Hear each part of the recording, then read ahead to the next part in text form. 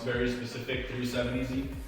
So this is a personal project of mine I've been working on for the past few years, with the last year being a little bit more intense. This car in particular has been through 2 engine swaps already. The first one, unfortunately, did not end up like I had it planned out in the beginning. We suffered from a catastrophic engine failure. At the time, I was using a original GM 6.2 liter V8, but with original wiring harness and the original computer also. So we did not have any kind of safety warnings or safety features enabled in the car. I kind of decided to do something else with the other swap that it is right now in the car. So this one is running a Toyota high compression 2JZ engine. It is using flex fuel with all the Motec electronics inside. So I'm using a Motec M130 ECU running the latest GPR firmware. And I am also using a C125 dash.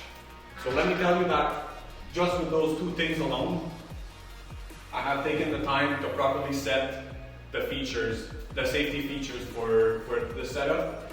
The goal with this car really was to have a 100% streetable daily car that I could bring occasionally on the racetrack. The goal here was not to suffer from any kind of major issues.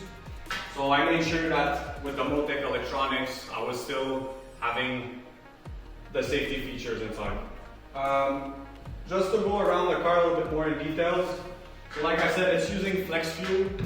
In the past, I've seen guys going back and back to their tune shop to be able to run ethanol tune. The Motec being flex fuel friendly, you don't have to do that. Basically, all you need is the proper ethanol content sensor, and you need to have a properly calibrated efficiency table.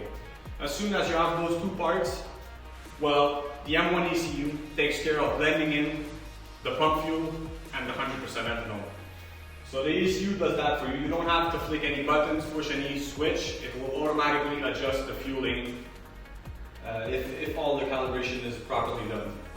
We are right now using a Precision 6266 turbo with a smaller than ideal turbine housing. We are pushing around 500 horsepower at the moment, using 13 pounds of boost with regular pump fuel, but 94 octane pump fuel.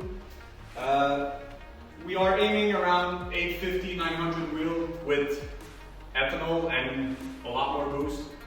The engine is really capable of taking all of it, to be honest there.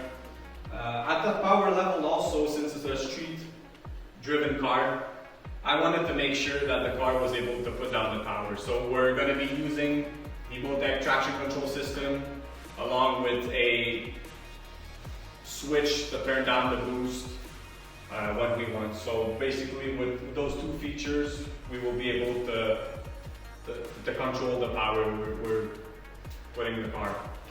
So right now I will let my colleague Alex tell you a little bit more about what's inside the engine, what's the mechanical parts. So Alex, go ahead. Thanks, Charles.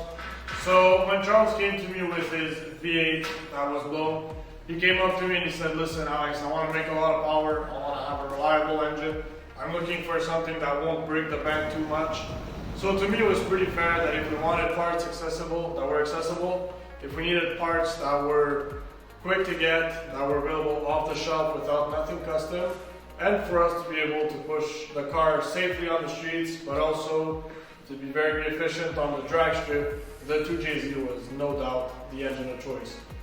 So what we did is we went ahead and built the full head. It's using a full Ferrari valve train, using GSC S2 cans.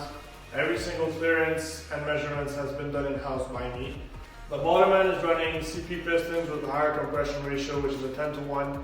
We're running manual turbo tough rods, Real Street Performance billet main caps, and a Real Street Performance billet tensioner are just some of the key elements to making this build reliable. Every single part of the process, whether it comes from choosing the parts, assembling, measuring, cleaning, has been done in-house here by me. When it comes to building a custom engine for a customer with specific needs, it's very, very important to keep in mind that no matter how much money, no matter what components, no matter how much effort you put into building the engine, this would be nothing without a proper engine management system and a custom or an adaptive wiring harness to suit your needs. For more information on what we did on this specific car, I will pass the microphone to Charles. So thank you, Alex, for that. Yeah, you're absolutely right there. So this specific engine wiring harness is fully built in-house here. I've made sure to use the high quality materials for the wires there. It is also fully concentrically twisted to make sure that we have strain relief is really important. So basically using a top quality ECU as the M130 there, I wanted to make sure that the connection between the sensors and the ECU was not going to be an issue.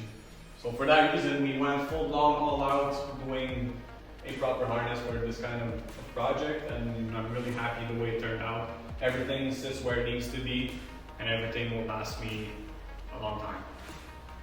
Thank you for listening to us, guys, and as always, if you have any questions regarding Motec products or you'd like to build an engine for your specific needs, give us a call, send us an email.